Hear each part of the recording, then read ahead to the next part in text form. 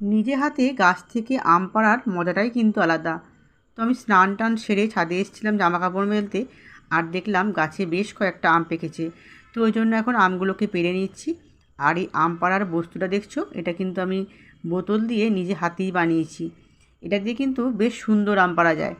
আর বেশ কয়েকটা আম কিন্তু হাতের কাছেই ছিল, তো ওগুলো হাত দিয়ে পেড়ে নিলাম। আর তারপর নিচে এসে আমি ব্রেকফাস্টটা বানিয়ে নিচ্ছি। আর তার জন্য কয়েকটা আলু আর একটা টমেটো কেটে নিয়েছি। আর কুকারের মধ্যেই তেল, শুকনো লঙ্কা, পাঁচফোড়ন দিয়ে আলু আর টমেটো দিয়ে নুন, হলুদ, জল দিয়ে একটা সিটি মেরে নেবো। আর তাড়াতাড়ির সময় না আমি এভাবেই তরকারি করে নিই। আর এরপর দেখো রুটিগুলোও করে নিচ্ছি। তো বেশিরভাগ দিন জলখাবারে আমাদের রুটিই হয়। আর দেখো রুটিগুলো করা হয়ে গেল, আর এখন হাজব্যান্ডকে খেতে দিয়ে দিলাম। আর এরপর চলে এলাম পুজো করতে। তো আজকে বৃহস্পতিবার, আজকে পুজোটা করতে অনেকটাই টাইম লেগে যায়।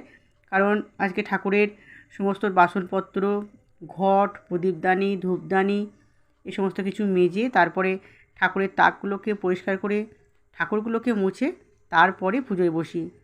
তো দেখো এখন সব পরিষ্কার করে পুজোয় বসে পড়েছি। আর দেখো এই ফুলগুলো কিন্তু আমার মায়ের বাগানের ফুল। তো ফুলটা রোজ মাই পাঠিয়ে দেয়। আর দেখো গোপালকেও কিন্তু স্নান টান করিয়ে ড্রেস চেঞ্জ করে দিয়েছি। আর দেখো গোপালের অনেকগুলো কিন্তু জামা কাপড় জমে গিয়েছিলো, তো সেগুলো এখন কাচবো। তো সেই জন্য এখন ছাদে চলে এলাম আর একটু সার্ফ দিয়ে জামাগুলো কেচে নিচ্ছি। আর এরপরে সব কিছু মিলেও দিলাম। তো আজকের মিনি ভ্লগটা তোমাদের কেমন লাগলো অবশ্যই কমেন্ট করে জানাবে।